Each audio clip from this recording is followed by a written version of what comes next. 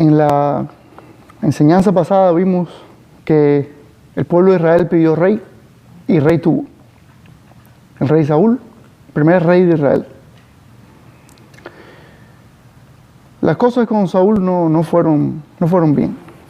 Fíjense que ese versículo que ustedes ven en la pantalla es el resultado de la desobediencia de Saúl, porque luchando con los filisteos, un pueblo enemigo, se apresuró Saúl, le hizo una ofrenda a Dios, dice él, cuando no le tocaba. Y el profeta Samuel, juez, profeta también, le había dicho: yo vengo, espérame, dame 7 días y yo estoy ahí. ¿Y qué usted cree que en haciendo la ofrenda, o sea, haciendo el sacrificio, llega Samuel y le dice: has actuado locamente, Saúl, has actuado locamente? Bueno, le dijo desobediente, de todo le dijo, y inclusive le dijo que su reino no iba a perdurar, o sea, su descendencia no iba a ser heredera del trono ni nada. Y qué cosa tan grave esa. Porque el profeta le dice: has desobedecido la palabra de Jehová. Y eso es muy duro. Y como nosotros hoy también, a veces, sabiendo exactamente lo que tenemos que hacer. Y no vamos a decir quizás ir aquí o no ir allá. A veces sí lo sabemos. Pero otras veces es con cosas más evidentes. Cosas que son el mensaje central del Evangelio de Jesucristo. Y lo que pasó hace miles de años vuelve a pasar y vuelve a pasar y vuelve a pasar. Así que el Señor nos ayude a no hacer una cosa como esta, como la que hizo el rey Saúl. Bueno, pues en este momento, Saúl peca contra el Señor. El reinado de Saúl un día llega a su fin, y ya el Señor había ungido a través de Samuel. O sea, había ungido, quiere decir, había escogido y físicamente le había derramado Samuel aceite sobre la cabeza y todo, que era la señal de que estaba ordenando. Es lo que decimos hoy en la iglesia: ordenar a alguien para un ministerio, para un servicio al Señor. Pues algo parecido era eso. Y ya David, el rey que conocemos como el gran rey David en la Biblia, ya había sido escogido por el Señor para ser el próximo rey de Israel. Pero el rey David no era una persona muy importante cuando aquello. No, todo lo contrario. Era un muchacho muy joven, inclusive bien parecido, un pastorcito de ovejas. Un pastorcito de ovejas. El menor de sus hermanos. Cuando Samuel va a la casa del padre, que el Señor le dice: ve a la casa de Isaí, es como se llama el padre de David. Samuel empieza a ver a los hermanos y dice: el mayor es alto, es bien parecido, este debe ser. El Señor le dice: no, tú miras lo que está afuera, tú miras la apariencia, yo miro el corazón. Así que sigue buscando. Y pasa por todos los hermanos, y Samuel se da cuenta, cuando los ve a todos, que ninguno es. Y le dice a Isaí: tú no tienes más hijos, Isaí. Dice: bueno, sí, yo tengo otro que está, un muchacho todavía pastoreando las ovejas. Dice: tráemelo. Y cuando lo ve, dice: ese es. Bueno, en tiempo después, David se convierte en rey. Pero no cree usted que David se convirtió en rey de una forma muy, muy fácil. Porque el rey Saúl le hizo la guerra a David, porque David era un guerrero, David... Yo le quiero leer a usted un resumen. Un resumen, pero primero quiero leer la nota que yo hice para introducir este tema. ¿Está bien? O sea, esta enseñanza está dividida en dos partes. Primero, quiero dar un resumen de quién fue David. Es lo que iba a hacer ahora, pero me parece que es más prudente hacer esta introducción. Y debemos aclarar qué debemos hacer y qué no debemos hacer cuando veamos este resumen de la vida de David. ¿Qué nos enseña el Señor a través de la vida de David? Y quiero repasar después lo que hemos visto hasta ahora acerca de quiénes somos. Esta serie disculpen, ¿de dónde venimos?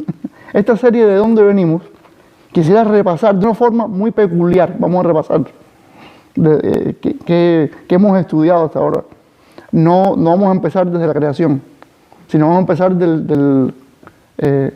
de lo que es el pueblo de Dios, Israel ya. No precisamente desde Abraham, pero sí vamos a mencionar a Abraham en algún momento, ¿está bien? Entonces, vamos a ver que esas dos partes, la vida de David y la historia de lo que hemos visto hasta ahora, están unidas por el papel que desempeña David en la historia bíblica, inclusive para nosotros los cristianos. Y es por eso que titulé la enseñanza El papel de David. El papel de David. Entonces David, como acabo de decir, fue pastor de ovejas. Eso es lo que él hacía. Antes que lo escogiera el Señor para ser rey. Pero también fue músico David. El rey Saúl, en su locura, y como ya el Espíritu de Dios no estaba en él, había un poder maligno que lo perturbaba, lo molestaba, y trajeron a un músico para que tocara un arpa. Ese músico fue David. Y David compuso muchos de los salmos que conocemos hoy como los salmos, los cantos del pueblo de Israel, la adoración, la alabanza, los salmos que dicen, que hablan de cuánto sentimiento humano usted puede imaginar. Los salmos expresan la alegría y la alabanza del que lo compuso, pero también expresan el rencor y la ira que siente a veces, que nosotros no debemos duplicar, aunque son sentimientos humanos que debemos poner en manos del Señor. En los salmos usted puede encontrar todo sentimiento humano que usted haya experimentado usted mismo. Y usted debe saber discernir, si usted es creyente en Jesucristo, cuáles son los sentimientos que al Señor le agradan, cuáles son los que no le agradan. Pero en los salmos usted va a encontrar cosas, inclusive horribles. Usted va a encontrar gente maldiciendo a otra gente. El autor del salmo, supuestamente un hombre de Dios, maldiciendo a sus enemigos, en épocas muy convulsas, en épocas de guerra, de violencia. Gente que acechaba al escritor de los salmos, gente que estaba por atacarlo y matarlo. Y obviamente el salmista dice, Señor, encárgate de ellos. Pero a veces lo dice en forma terrible. Se redúcelos a polvo, dice, en algunos. Y son cosas en las que nosotros no debemos caer, porque la forma en que Dios ahora obra a través de nosotros y en nosotros y con nosotros es a través de su Hijo Jesucristo. Y Jesús dice, ora por tus enemigos. Mire usted qué cambio tan grande. Y son las maneras en que Dios trabaja con la gente, con la creación y con su pueblo y con la humanidad en diferentes momentos de la historia. Ahora usted y yo no maldecimos a nadie. Usted y yo bendecimos a todo el mundo y oramos por todo el mundo. Háganos lo que nos hagan. Nos toca orar por la gente, nos toca experimentar ese cambio de corazón y ser distintos. Nos toca ser distintos. El rey David fue guerrero y súbdito leal del rey Saúl, ¿sí? Saúl lo persiguió hasta el punto en que David compuso salmos inclusive por lo que estaba experimentando a raíz de la persecución del rey Saúl. Pero siempre le fue fiel, fíjese. Tuvo oportunidades de matarlo y dijo no. Inclusive a veces, en un momento, uno de sus soldados le dijo, pero mira rey, mira David, ya puedes matarlo, mira, lo tienes ahí delante de ti. El Señor te lo ha entregado, ahí lo tienes, te lo ha entregado, te lo ha puesto ahí. Y dijo, no. Y es la famosa frase aquella de no, el ungido de Jehová, no pongan su mano, no lo dañen, porque es el ungido de Jehová. O sea, él es el escogido del rey, del Señor, él es el rey. David fue guerrero, claro. Precisamente la pelea contra Goliat, cuando aún no era ni rey, ni era nadie todavía, la pelea contra aquel gigante, aquel hombre tan alto y un guerrero tan entrenado. Bueno, que él con una onda y una piedra, se la tiró y se la puso en el medio de la frente. Y ahí lo mató y le cortó la cabeza cuando el gigante le dijo, yo te voy a hacer pedazos y te voy a... Toda una serie de cosas le dijo. Y David interpretó el desafío de Goliat ante el ejército de Israel, no como un desafío a los hombres solamente, sino como un desafío directo al Señor. Porque esos son los ejércitos de Jehová, decía David. Y tú, que eres un gigante incircunciso, que quiere decir un filisteo incircunciso, o sea, un hombre de un pueblo que no es el pueblo de Dios y que tampoco está interesado en seguir a Dios, que no está en el pacto con el Señor, está fuera de todo y está adorando cuanto Dios, a saber que Dios adoraban, y estaba desafiando directamente al pueblo de Dios. O sea, David no tomó el desafío de Goliat como una cosa personal, ni contra el rey Saúl, ni contra él, que al final fue el que se decidió, porque el Señor así lo dirigió a pelear con el gigante, ni contra los soldados de Israel que estaban ahí. No, él primero que todo dijo, esto es un ataque directo contra mi Señor. ¿Y qué se cree este gigante? Ya no. Bueno, pues nosotros sepamos que quizás no nos toca pelear contra un hombre de no sé cuántos pies, quizás no, pero quizás nos tocan enfrentar cosas que van a ser gigantes, vamos a decir, van a ser cosas que van a ser muy difíciles, ¿está bien? Y si el Señor nos guía en esa dirección, nos toca enfrentar esas cosas, y si el Señor quiere, también vamos a vencerlas. Dice, Dios le prometió de que de su linaje vendría el Mesías real. O sea, Dios le promete a David que el Mesías viene a través de él. Esto es una cosa súper importante. Quiero que si están escribiendo algo, que le hagan asterisco, todo. Porque el problema es que este es uno de los papeles principales de David, del rey David, en la historia bíblica y para nosotros como cristianos. Es que el rey David fue escogido por el Señor para que de su linaje, de su descendencia, viniera un día el Mesías. O sea, el escogido, el ungido de Dios para salvar al mundo del pecado. Claro que en aquel momento, hace miles de años, no estaban claras las personas, cuando escuchaban este tipo de cosas, cómo exactamente iba a venir esa persona, ese ungido, ese Mesías, qué es lo que iba a hacer y cómo exactamente, pero sabían que era un escogido de Dios que iba a librar al pueblo. Ahora, ¿cómo se interpretaba eso cuando aquello? Hubo varias interpretaciones y cosas, pero sabemos ahora que el cumplimiento de eso fue el Señor Jesucristo. David fue escogido por el Señor para que de él viniera quien hoy conocemos como Jesús. Jesús. David fue el primero en unir Israel y Judá. David como rey peleó muchas batallas y ganó territorios para Israel como ningún otro rey. Eso debemos saberlo. David, esa es una de las razones por las cuales es tan alabado, tan exaltado David en el pueblo de Israel. Por el tipo de reino que llevó, por los territorios que ganó. Todas esas cosas son importantes para el pueblo de Israel. Así lo describe la Biblia. Tanto así que a David se le consideraba el rey ideal. El rey ideal. Cuando el pueblo de Israel piensa en su rey ideal, la conexión instantánea es el rey David. No hubo rey como David. No hubo rey como David. Dice que gobernó aproximadamente del año 1005 al 965 antes de nuestra era, antes de Cristo. Hace muchos años. O sea, cuando hablemos de estas cosas, siempre recordemos que pasaron hace muchos años y en una tierra lejana, con cultura distinta, con muchas cosas distintas. Y aún así, usted y yo podemos beneficiarnos de esto grandemente. Ahora, no abusemos y no pensemos que todo esto podemos leerlo tal cual y decir, esto es para mí. Digo, claro que es para usted, pero tienen que tener cuidado de cómo usted lo aprovecha espiritualmente. Y por eso es que estamos dando las enseñanzas estas.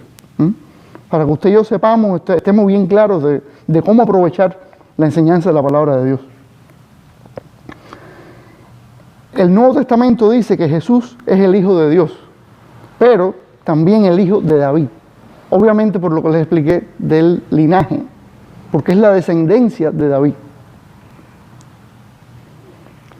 David, aunque no fue perfecto, fue un hombre conforme al corazón de Dios. ¿Okay? Es lo que le dice Samuel a Saúl. Saúl, ya tú como rey has sido desechado.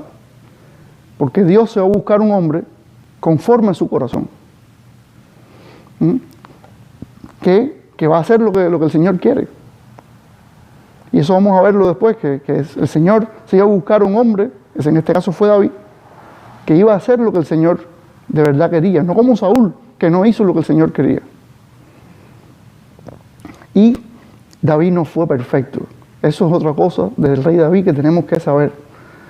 En muchas enseñanzas, en muchos lugares, quizás inclusive entre el pueblo judío, porque a mí una persona que estudió la palabra con los judíos me lo dijo una vez, que no, que el rey David no hizo nada malo nunca.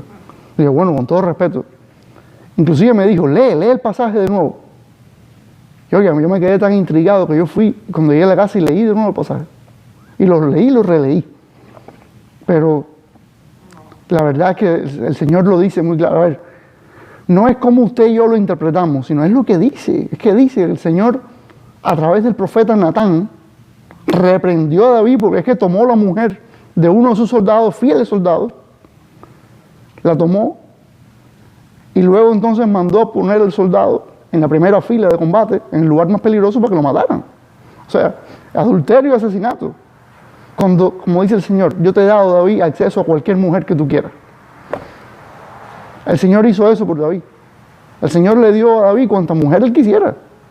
Y ahí están, ahí las tiene. Y era costumbre de los reyes tener varias concubinas. Y no solo de los reyes, de los patriarcas. Usted lee a Abraham, Isaac y Jacob. No solo tenían esposas, sino concubinas también. Es decir, eran compañeras de ellos. Eran como sus esposas, pero es un estatus distinto. Bueno, David tenía varias. El Señor le dice, David, ¿por qué tuviste que hacer eso? A través del profeta Natán. Y David se arrepiente. Y ahí es la virtud, esa es la virtud del rey David. Que cayó en adulterio, cayó en asesinato. Y David se arrepintió. Qué bueno que usted y yo no caigamos en nada de eso. Pero si usted y yo hemos caído, sepamos que venimos a Dios en arrepentimiento y el Señor nos perdona. Ahora, en este tiempo, el Señor ha decidido que la relación con Él es a través de Jesucristo. Ese es el que Él ha designado para eso. A través de Él solamente venimos a Dios, Padre, y a través de su sangre somos perdonados. Si de verdad venimos en humildad. Hablábamos un rato a través de la humildad, acerca de la humildad. La humildad es la única manera en que podemos acercarnos al Señor. Esa es la única manera.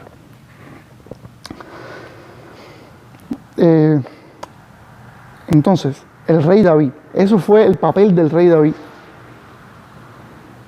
Pero la cosa no termina ahí, porque en este repaso que vamos a dar ahora, con otro texto que he seleccionado de la Biblia, vamos a ver exactamente eso, es un repaso, pero no es hecho por mí. Es que la misma palabra lo da. Fíjate qué bonita la palabra del Señor, y qué útil, qué todo, que hasta nos da momentos que no se escribieron para hacer un repaso, se escribieron por un propósito, que en ese momento hizo falta hacer eso. Así decidió el Señor guiar a la persona que dijo estas cosas. Pero ahora nos queda a nosotros, cuando lo leemos y decimos, mira cómo todo tiene sentido. Mira cómo el Señor nos enseña inclusive a predicar el Evangelio uniendo todas las cosas. Claro, usted va a ver que esto, bueno, vamos a leer las observaciones que yo quiero hacer antes que leamos esto. A ver, la primera observación que quiero hacer es que ahora vamos a ver al apóstol Pablo empatando una idea con la otra. Y vamos a ver cómo toma de la historia los momentos que él necesita,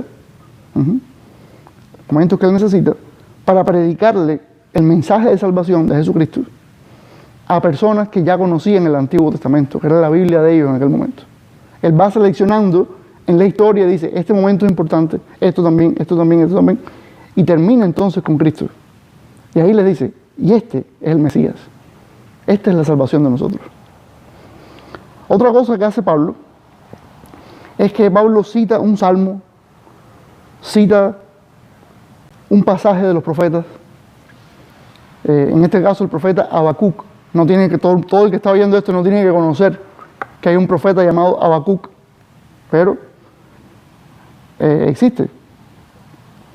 Y en este caso no menciona ni el profeta, eso solo lo sabemos nosotros porque cuando buscamos en la Biblia, las personas que hacen la Biblia, incluye una cosa que se llama concordancia, que son unas letricas pequeñas que hay al lado de muchos versículos, que les dicen qué otros versículos y pasajes de la Biblia están relacionados con él. Y cuando vemos, entonces ahí vemos que está Habacuc. Y yo, qué bien. Quiere decir que esto lo tomó Pablo del profeta Habacuc, y en ese momento ni siquiera dijo mucho, ni siquiera se metió a citar exactamente de dónde venía, porque es que se leía, todas esas cosas se leían en las sinagogas, que son los lugares donde se congregan los judíos, y en ese lugar estaba Pablo predicando, en ese momento.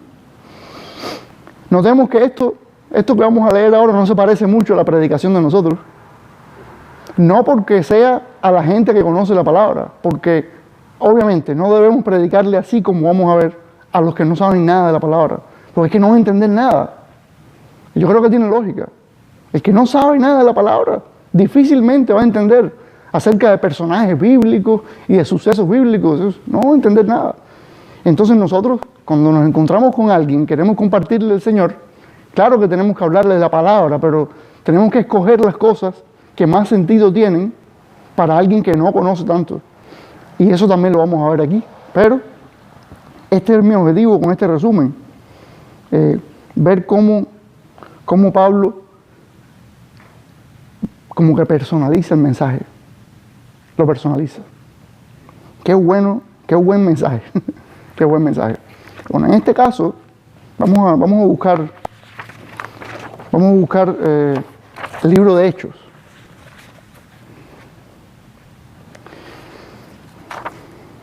El libro de Hechos, y vamos a buscar el capítulo 13.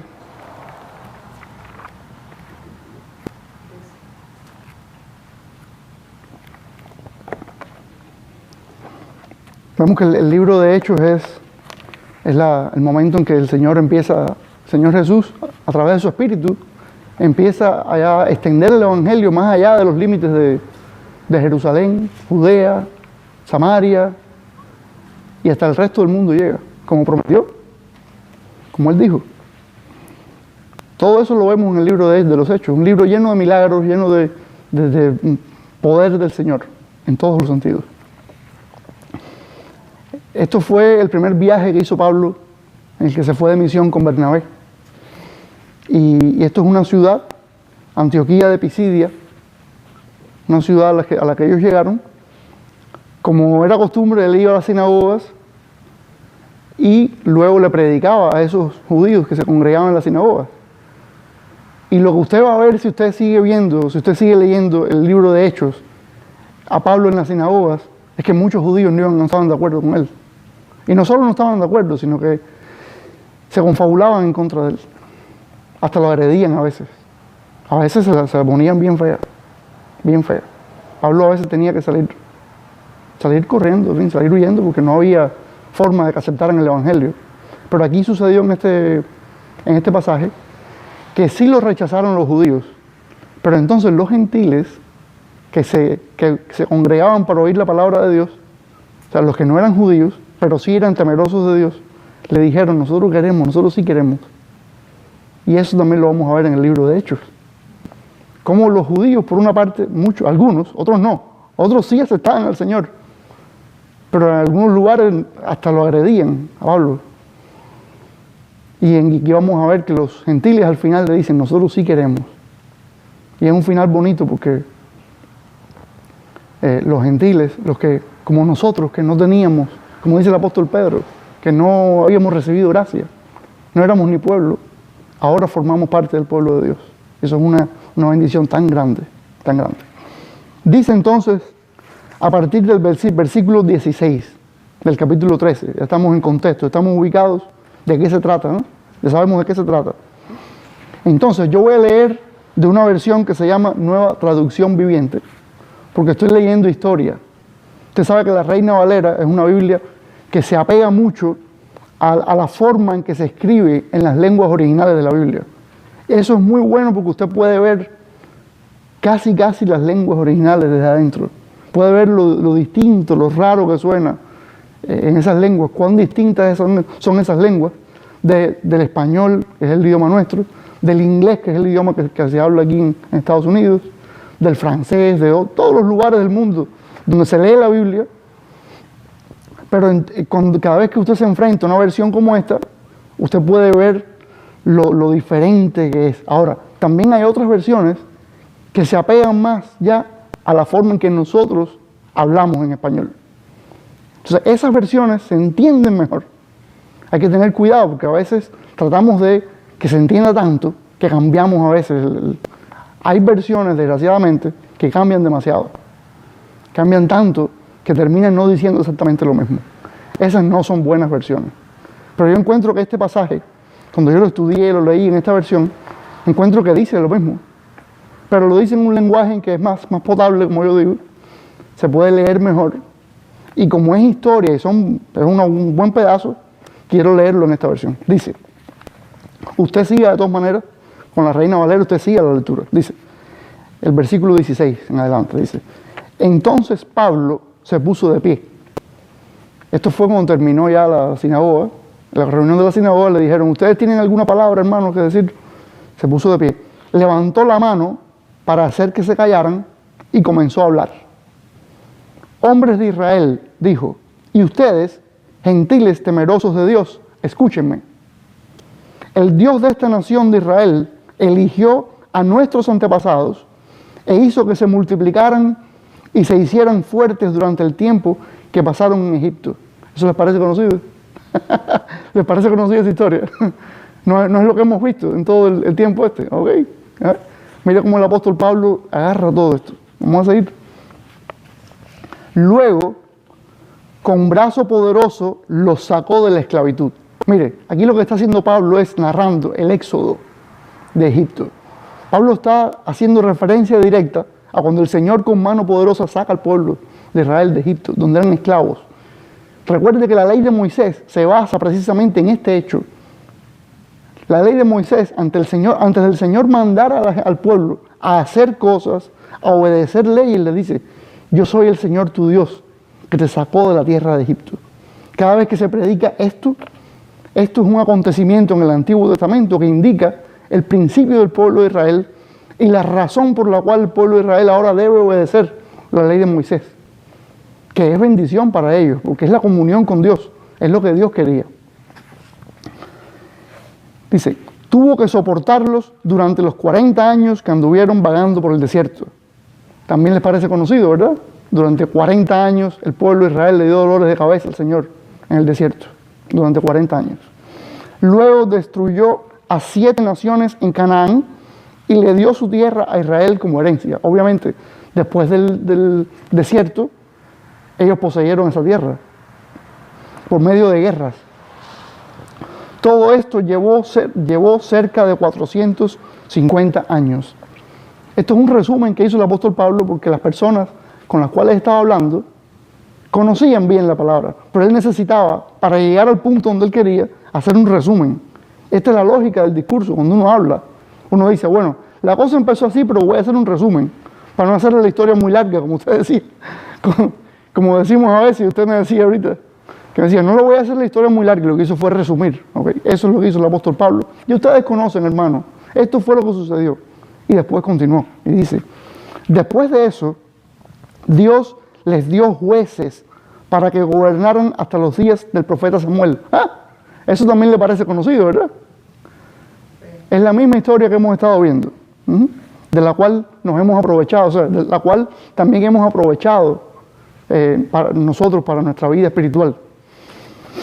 Dice, luego el pueblo suplicó por un rey y Dios les dio a Saúl, hijo de Cis, un hombre de la tribu de Benjamín que reinó durante 40 años.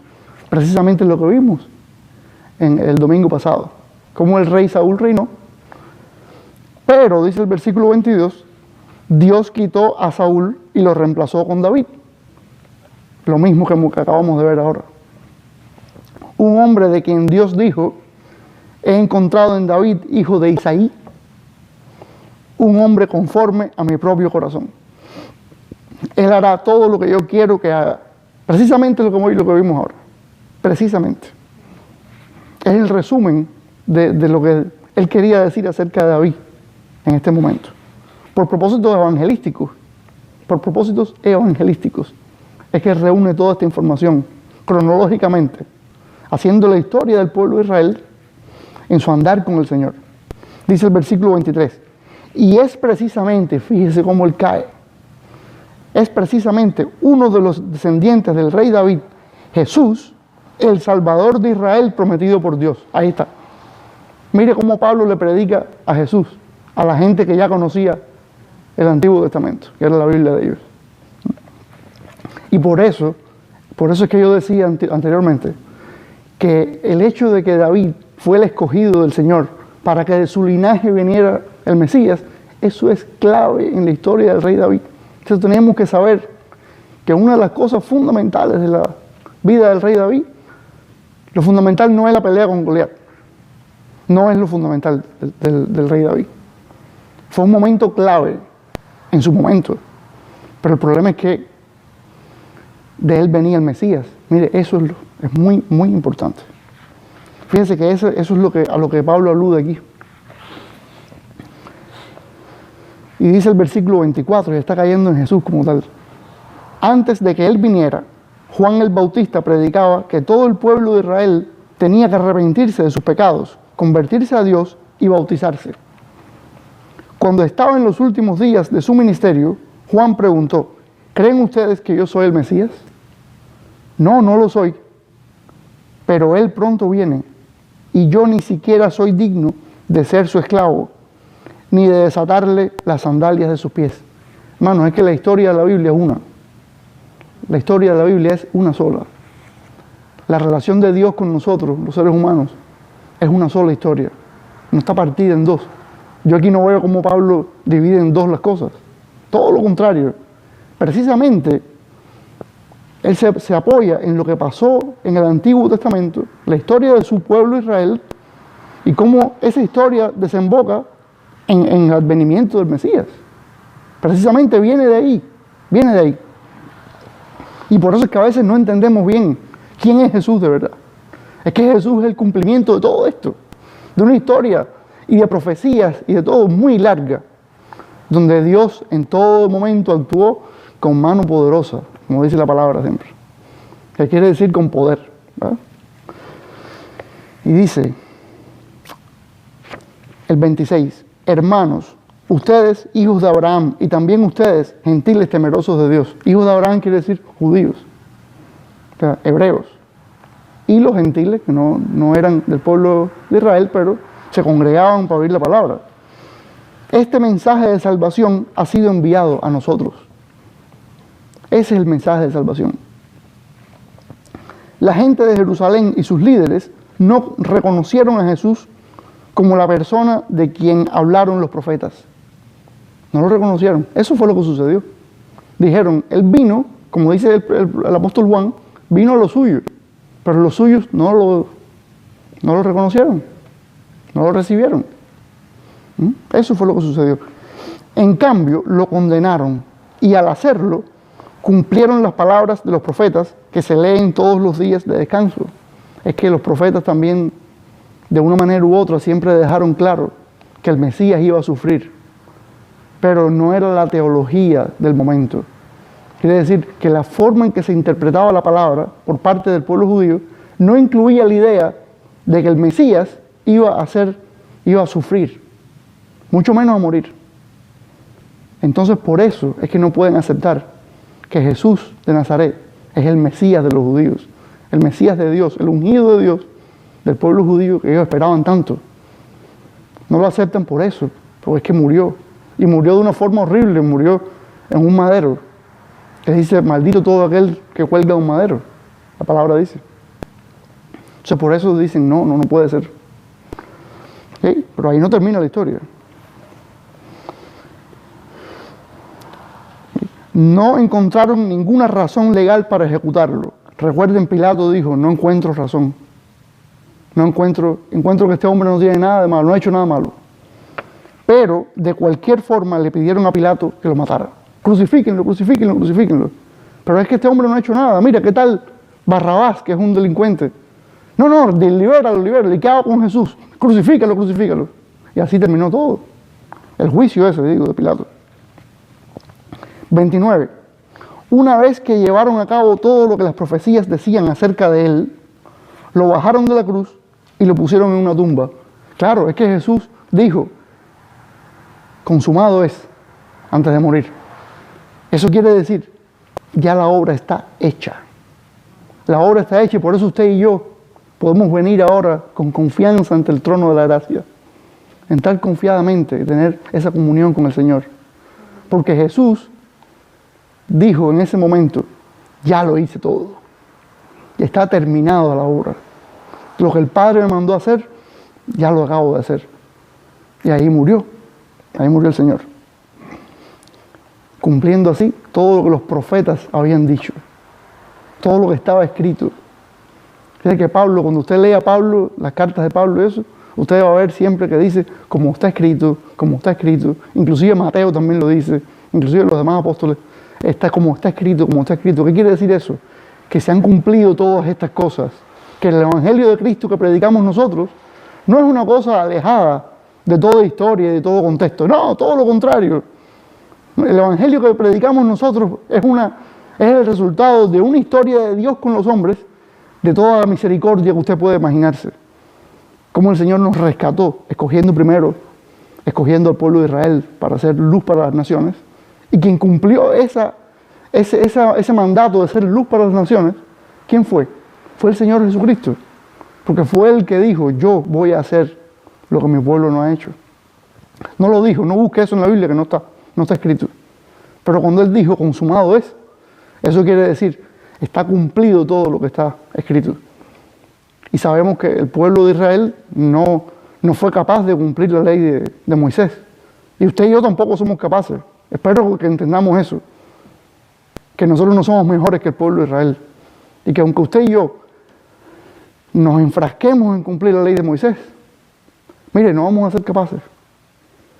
Y hasta más le digo, el Señor no quiere que usted y yo nos enfrasquemos en cumplir toda una serie de mandamientos que son interminables, más de 600, que muchos no se pueden cumplir porque no hay templo, y el contexto no es el mismo.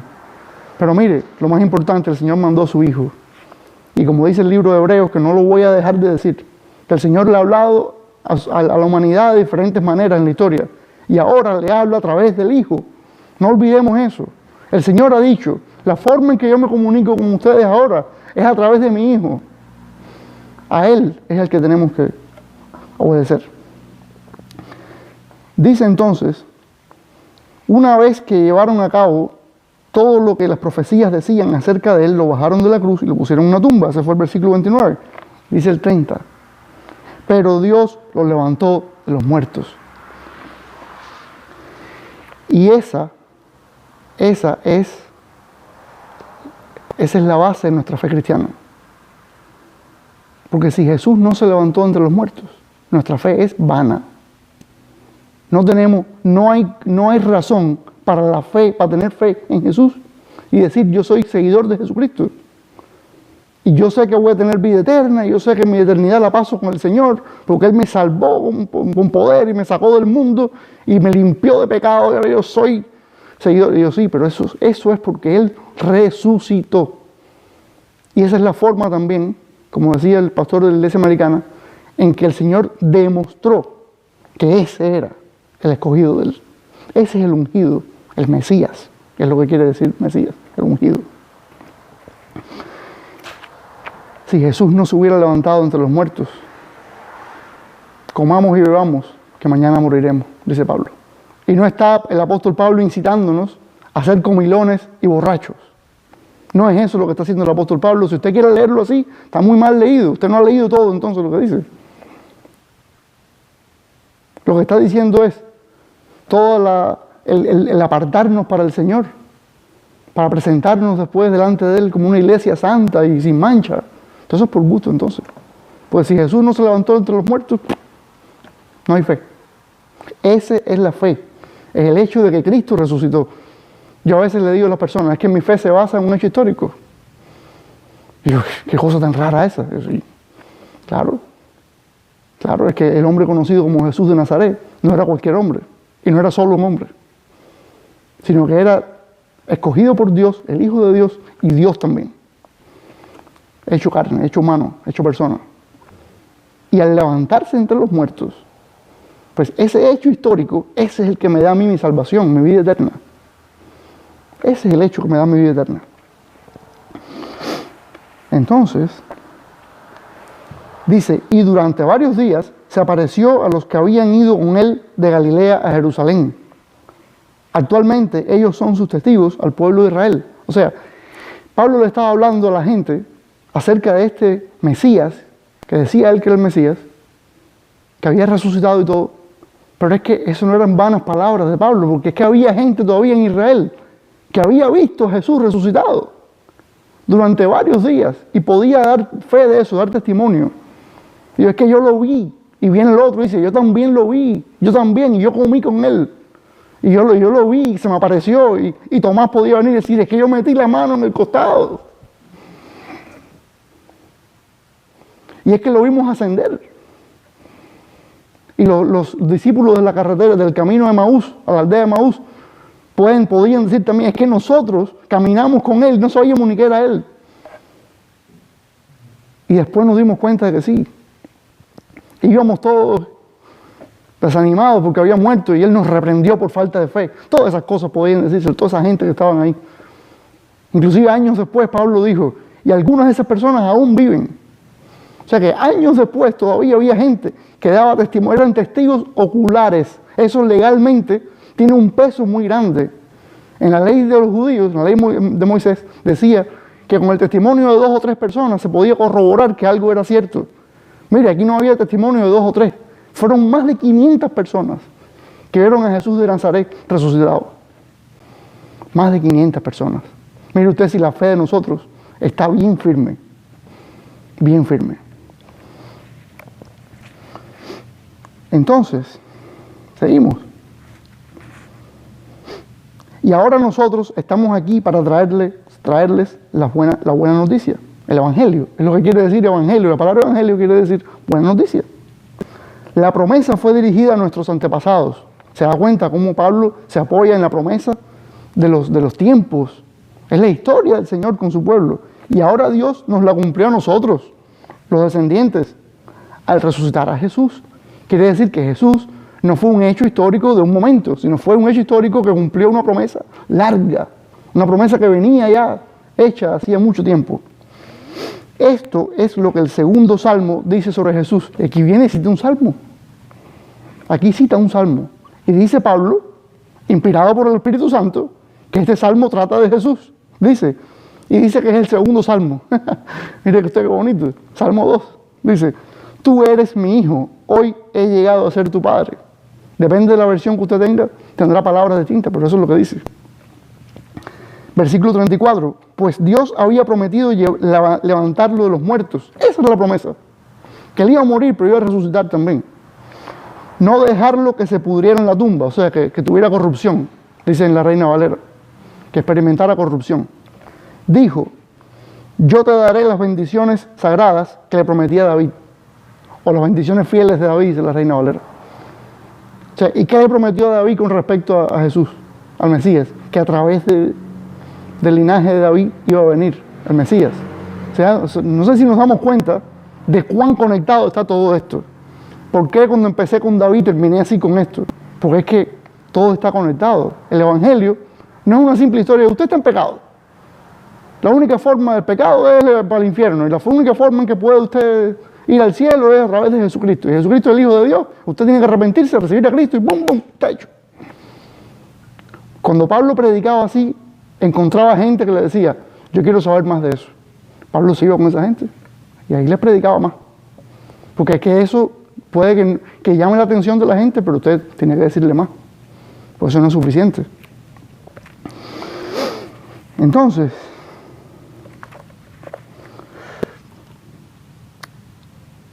mire qué interesante. Cuando David dice, este es un salmo de David, que no permitirás que tu santo se pudra en la tumba o tenga corrupción, vea corrupción. Es un salmo de David, precisamente. Y mire lo que puntualiza Pablo aquí, dice, este salmo no hace referencia a David. O sea, David no estaba hablando de sí mismo cuando Dios inspiró ese salmo a través de él. Dice, pues después de haber hecho la voluntad de Dios en su propia generación, como vimos que David hizo, el Señor dijo, yo voy a levantar a un varón que va a hacer lo que yo quiera, conforme a mi corazón. Y así fue David, con todos sus defectos, pero tuvo mucha virtud y también hizo la voluntad del Señor. Y alabado sea Dios por eso. Dice, David murió, fue enterrado con sus antepasados y su cuerpo se descompuso. O sea que en efecto el cuerpo de David vio corrupción. Quiere decir que esto de que no permitirás que tu santo vea corrupción o se descomponga, eso no era de él. Él no hablaba de él, hablaba del Mesías. Hermanos, escuchen, dice el versículo 38. Estamos aquí para proclamar que por medio de este hombre Jesús, ustedes tienen el perdón de sus pecados. ¡Bum! Y ahí está el Evangelio. Ahí está el corazón del Evangelio. Todo el que cree en Él es hecho justo a los ojos de Dios. Quiere decir que ya usted no es pecador, sino que legalmente delante del Señor usted es justo, quiere decir no culpable, inocente. Con todos los pecados que usted y yo hemos cometido, al confiar en Cristo para salvación, también somos perdonados nuestros pecados. Mire usted. Dice, algo que la ley de Moisés nunca pudo hacer. Es que la ley de Moisés fue buena, era la ley de Dios para el pueblo. Pero la ley de Moisés no podía hacer a nadie justo. Tengan cuidado, dice el 40. No dejen que las palabras de los profetas se apliquen a ustedes. Pues ellos dijeron, versículo 41, miren ustedes, burlones, asómbrense y mueran. Pues estoy haciendo algo en sus propios días, algo que no creerían, aun si alguien les dijera. Profeta Habacuc. No lo dice Pablo, él no dice, este es el profeta Habacuc. No, dice, los profetas dicen. Ahora, esto no es para echarle miedo a los que estaban oyendo. Esto es una advertencia del Señor. Y el problema es que el pueblo de Israel en muchos momentos había desobedecido al Señor. Y a los profetas del Señor que venían precisamente a eso, a decirle al pueblo, están mal con Dios, están en pecado, arrepiéntanse. A muchos los mataron. A otros no los dejaban hablar. El profeta Jeremías, si usted conoce, hay un libro que se llama el libro de Jeremías. El Señor desde el principio le dice, te voy a mandar a que le hable al pueblo, pero no te van a escuchar. ¿Qué ministerio es ese tan...? O sea, quiere decir que el Señor me está mandando a hablarle a la gente, pero me está diciendo desde el principio, no te van a oír. Pero es misericordia del Señor. Porque el pueblo tenía que saber por medio de un profeta, inspirado por Dios mismo, que Dios estaba condenando lo que el pueblo hacía, no estaba aprobando eso. Y todas esas cosas pasaron en el pueblo de Israel. Y los profetas venían a eso. Los profetas no eran adivinos. Cuando usted lea los libros de los profetas, usted siempre piense, no estoy leyendo el libro de un adivino. La tarea del profeta no era la adivinación. Dios condena la adivinación. El profeta decía palabra de Dios. Mensaje de Dios al pueblo. Primero que todo, están mal. Están en pecado. Arrepiéntanse. Ahora, a veces no se arrepentían. Dice, pero si no se arrepienten, viene juicio sobre ustedes. Y vemos muchos juicios que el Señor mandó por eso, porque no se arrepentían. Y aún así, algunos dicen, pero a pesar de todo el juicio que viene, a pesar de todo lo malo que han hecho ustedes, hay un momento en el futuro en que yo voy a traer restauración, que voy a traer bendición. Ese es el mensaje de los profetas. Y Pablo lo que está diciéndole aquí a estas personas es, ustedes saben todo lo que los profetas dijeron. Ustedes saben la desobediencia de nuestro pueblo. Ustedes saben, conocen bien todo eso. Entonces no sean ustedes ahora también parte de esas personas que no oyeron la palabra del Señor. No sean ustedes parte de eso. Y es lo que nosotros debemos saber también. No seamos los que vivimos hoy día parte de las personas en toda la historia de la humanidad que han dicho, no hay Dios. O que han dicho, Jesús de Nazaret no existió. O no, Él no resucitó porque la gente no resucita.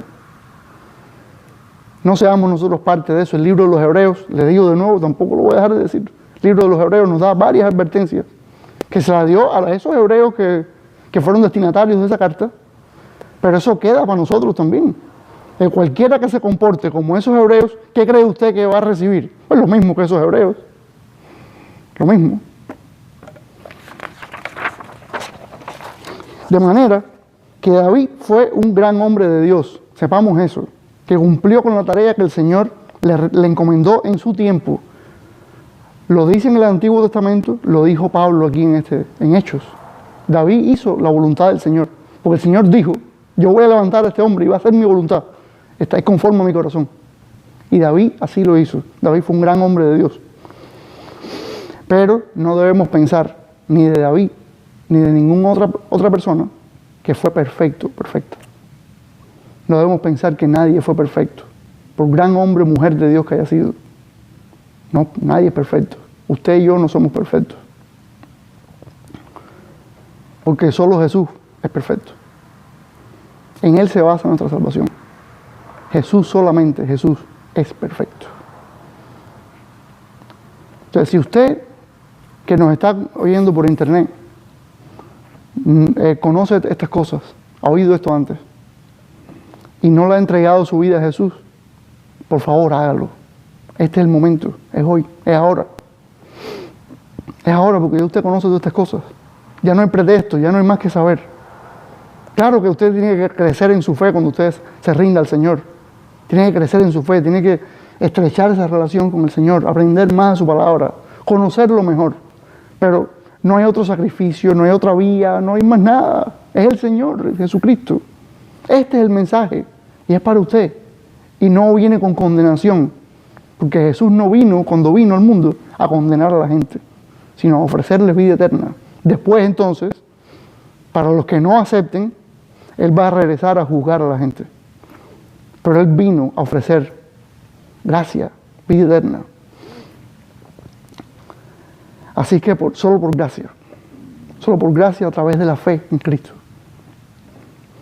Entonces, si usted no conocía nada de esto, eso puede suceder también. Usted no conocía ninguna de estos mensajes. Pues también, esta es la hora, este es el momento. Usted no tiene que conocer primero muchas cosas. Usted no tiene que primero organizar toda su vida con pelos y detalles, señales. No tiene que hacerlo. Usted simplemente, si este mensaje le tocó su corazón, usted debe venir al Señor y empezar ese camino con el Señor. Este es el comienzo de un camino que es distinto a cualquier camino que usted ha tomado. Distinto a cualquier camino. Yo lo hice un día completamente distinto. No se parece en nada el que usted ve aquí y el que usted podía ver antes. Se podía parecer un poco a grandes rasgos. Yo era un hombre bastante moral y todo, siempre lo digo. Moralmente yo estaba bien, pero espiritualmente estaba perdido. Y no lo digo por falta de respeto, no, usted también está perdido, como yo estaba. Así que el Señor Jesucristo vino a eso, a salvarnos, a darnos vida eterna, a perdonar nuestros pecados. No seamos nosotros entonces ni como el rey Saúl, que no cumplió la voluntad del Señor. No seamos como esos hebreos del libro de los hebreos que por algo el autor de los hebreos los reprendía tanto y les advertía tanto. No seamos tampoco como estos judíos a quienes Pablo les predicó, que al final no aceptaron, que al final se volvieron contra él. No seamos como ese tipo de personas, sino seamos como el rey David, que fue un hombre conforme al corazón de Dios. Vamos a orar. Señor, te damos tantas gracias porque tu palabra, dice tu palabra que ella no regresa vacía. Lo dijo en cierto contexto, por ciertos problemas que estaban sucediendo, pero lo cierto es que hay un principio aquí, Señor, muy grande, que es que tu palabra, que dice Jesús que es espíritu y es vida, la palabra de Él, eso siempre hace un efecto espiritual. Y te pedimos, Padre, que la palabra que se ha predicado hoy haga un efecto espiritual en la gente. Y que nosotros estemos cada día más capacitados espiritualmente para acercarnos a las personas y con toda misericordia, pero con toda verdad también, podamos predicarle este mensaje, Señor. Capacítanos espiritualmente, Señor. Síguenos limpiando de pecados si hay alguno en nuestras vidas. Síguenos dando, Señor, sabiduría, misericordia, humildad delante de ti. Ayúdanos, Padre, porque sabemos que tú eres bueno, sabemos que tú eres santo. Y sabemos que tu objetivo es salvar gente para ti. es que se acerquen gente de todas partes del mundo y que hablen todos los idiomas habido por haber. Que toda esa gente se acerquen a ti, Señor, que sean salvas y te adoren un día. Te adoren todos, que todos te adoremos, Señor. Ayúdanos, Padre, a nosotros ser instrumentos tuyos. Ayúdanos a poder hacer esa obra en este pueblo. Pero no hacerlo como nosotros queramos, sino hacerlo según tu voluntad perfecta. Danos tú las estrategias, Señor. Y darles a todas las personas que están escuchando esto, también si están ganando almas para ti, Señor. Si quieren hablarle a su familia, si quieren hablarle a sus amigos, compañeros de trabajo, a sus vecinos, dale, Señor, toda la humildad y la sabiduría, toda la valentía para predicar y darles mucho respeto y amor por la gente también, para que tu mensaje llegue como tiene que llegar. Ayúdanos, Señor, a todo esto, en el nombre de Jesús. Amén.